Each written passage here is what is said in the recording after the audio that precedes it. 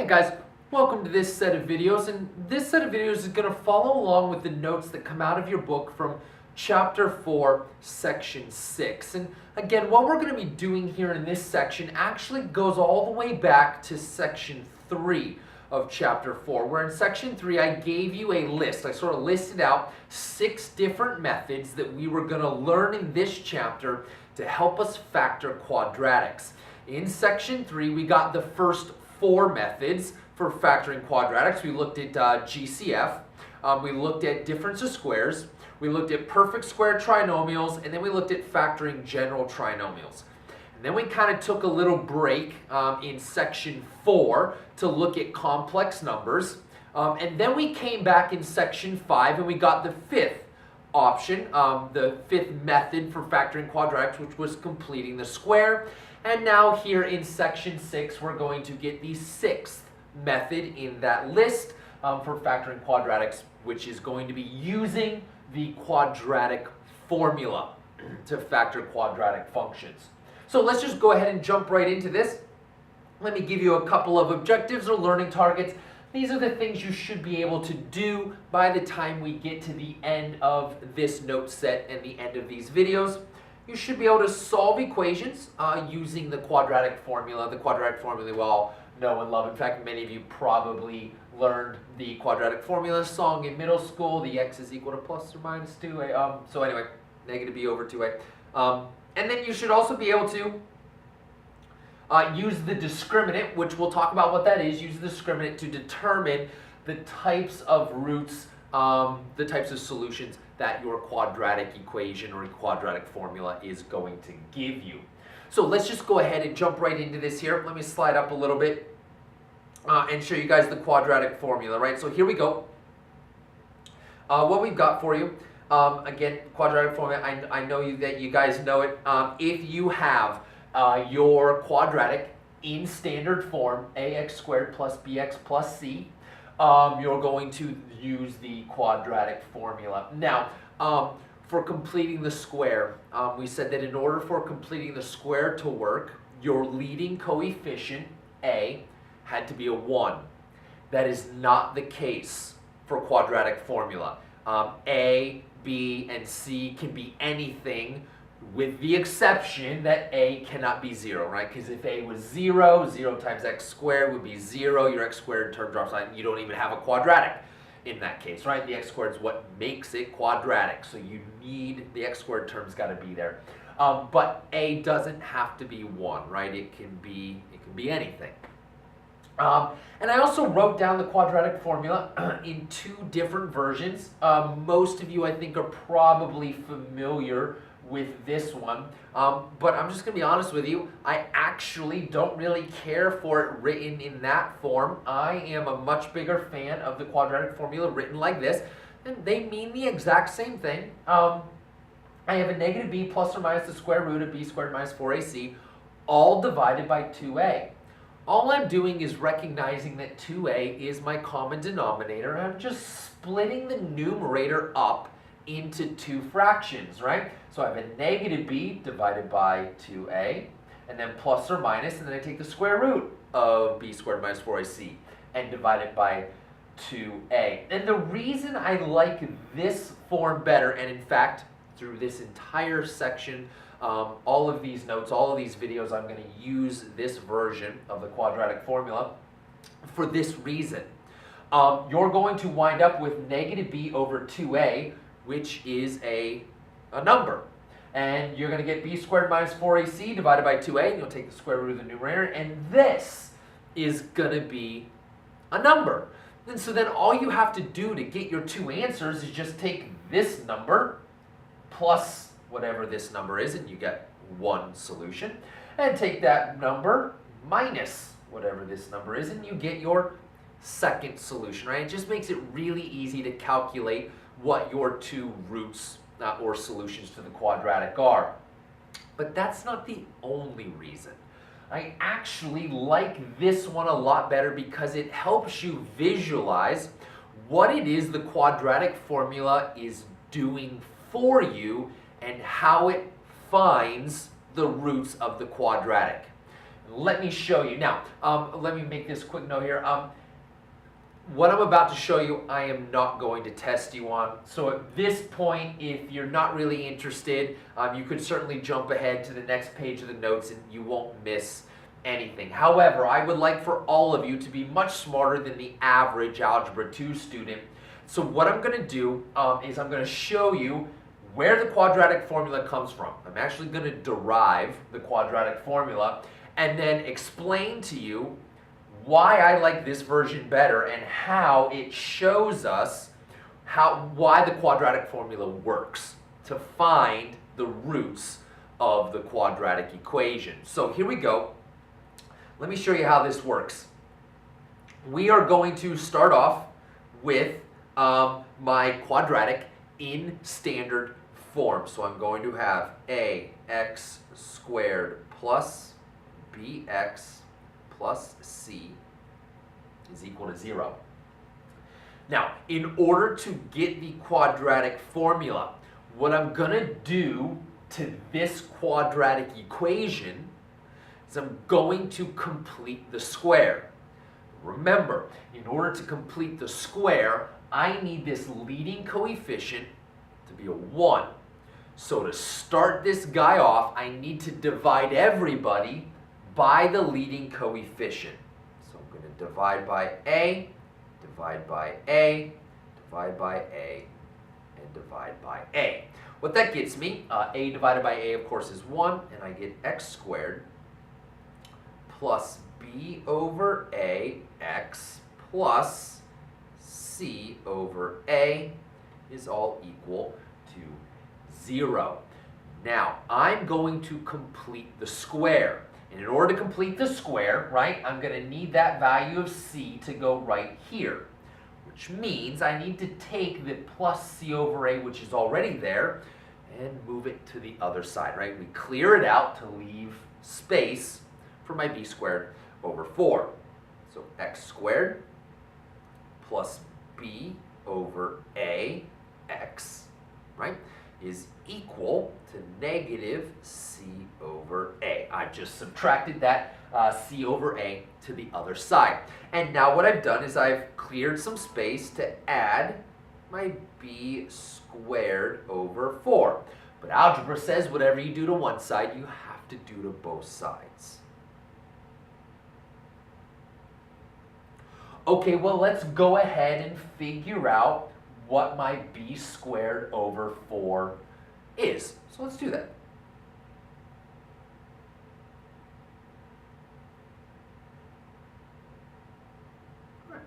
Well, my b, right, is whatever is in front of the x term, the linear term. And what I have in front of the x term, the coefficient in front of my linear term, is a b over a. So I'm going to plug that in for b, and I would have b over the quantity b over a squared. So plus b over a, that quantity is squared. It's all divided by 4, and I have to add that to both sides.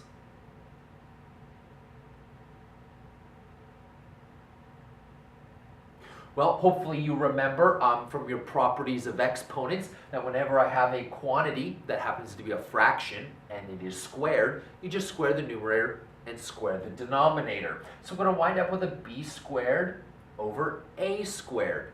But because it's a mixed fraction, that a squared actually gets dropped into the bottom, right? And so I would have b squared divided by 4a squared.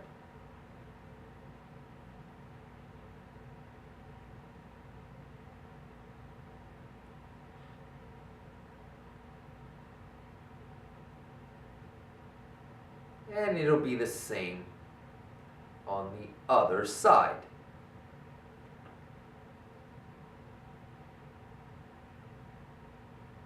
All right, here we go. This, because I've added, right, I added b squared over 4, I know that this is a perfect square trinomial. So I'm going to factor it into its two binomials, and at the same time over here on this side, I'm going to go ahead and find a common denominator so that I can add my fractions. So let me slide up a little bit so you can see what I'm doing. And here's what you're going to get.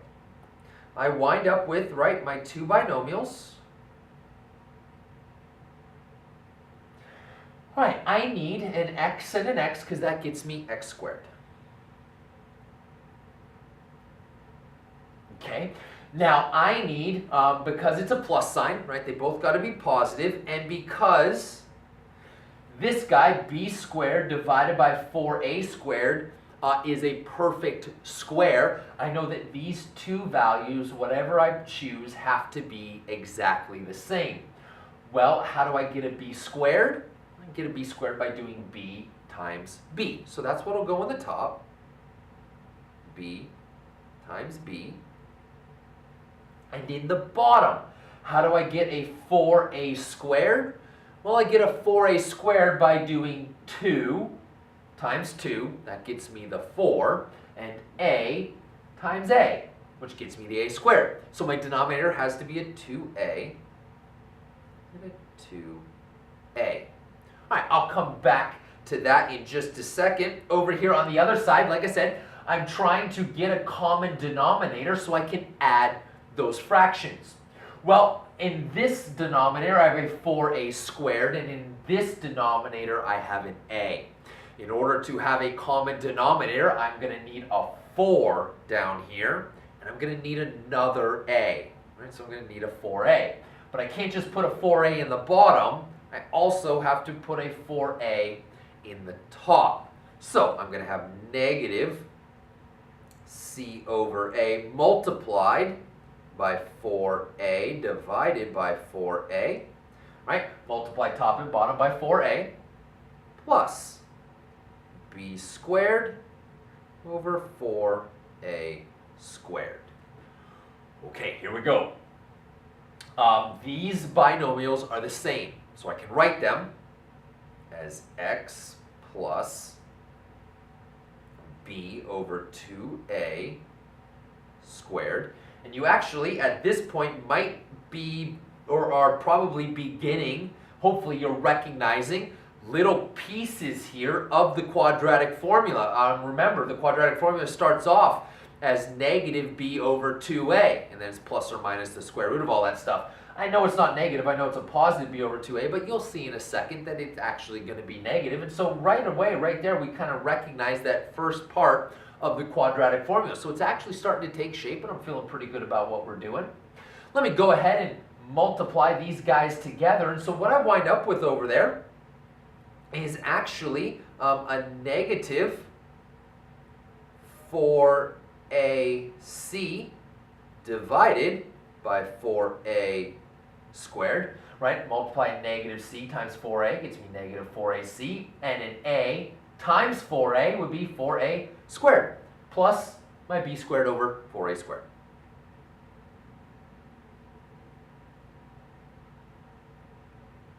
Okay, now, these are in the wrong order, right? And when I say wrong order, generally, right, in math, we prefer our leading term not to be negative, right? If it can be positive, we would certainly prefer it to be positive. So all I'm going to do is I'm just going to switch these guys places, right? I'm going to put this one in front, move that one to the back. That way I have the b squared divided by 4a squared minus 4ac divided by 4a squared, which should sound very, very familiar. So I have x plus b over 2a squared is equal to b squared over 4a squared minus 4ac over 4a squared. And now again, you probably are like, holy cow, I recognize that. I got the b squared minus the 4ac. That's what's in the quadratic formula. Awesome. We're getting close. We're getting really close. I have a common denominator, right? That was the whole point. I was trying to find a common denominator so I could subtract these fractions. So let's do that. Slide that guy up a little bit. Slide this guy up so you can see what I'm doing. I now have an x plus 2, or a b over 2a squared is equal to, and now in order to subtract fractions, right, remember the way it works, I have a common denominator, so I keep the common denominator and then subtract the numerators. So b squared minus 4ac, holy cow. Oh, I love it. Look at how this is coming together. Pretty clearly here how we're starting to see the quadratic formula take shape. But we're not quite done yet, so let's keep going. And this is the square root property, right? I've got this quantity squared, and I need to now get rid of the square, right? Because we're trying to solve for x. You're always trying to solve for x. So we need to get that x by itself, and the way to do it is to get rid of the squared. So I'll take the square root of both sides, right? Use that square root property. So that's going to leave me with x plus b over 2a, which is equal to plus or minus the square root of b squared minus 4ac all over 4a squared. And remember, we have that really neat little property of radicals, which says if you have division inside of the radical, you can split it up and take the square root of the top, square root of the numerator, and the square root of the denominator separately. Okay, so let's do that.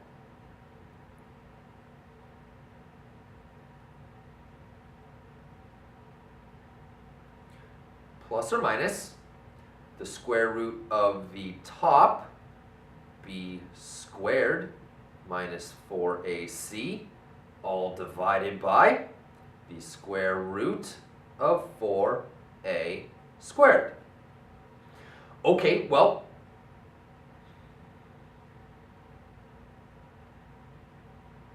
the top, I'm gonna leave the way it is, right? Remember, if you think back to the properties of radicals, I highlighted that warning for you. And remember, the warning was exactly what we see here. When you have subtraction, you can't split that up, right? I can't split this up into the square root of b squared minus the square root of 4ac, right? Radicals don't work that way. You can only split it up if you have multiplication or division like we did up here. But it doesn't work for addition and subtraction is what I got. So I can't split this guy up, which means I'm just going to leave it the way that it is. But in the bottom, well, I can take the square root of 4, it's 2. And I can take the square root of an a squared.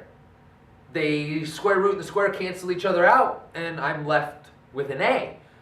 That means in the bottom, square root of 4 is 2, square root of a squared is a, I'm left with 2a. So I have plus or minus the square root of b squared minus 4ac all over 2a. What? Are you kidding me? Feeling good about this. Feeling good. Last step. Get the x by itself. You're going to subtract, right? The b divided by 2a to the other side. And you get x is equal to negative b over 2a plus or minus the square root of b squared minus 4ac all over 2a, which is the quadratic formula.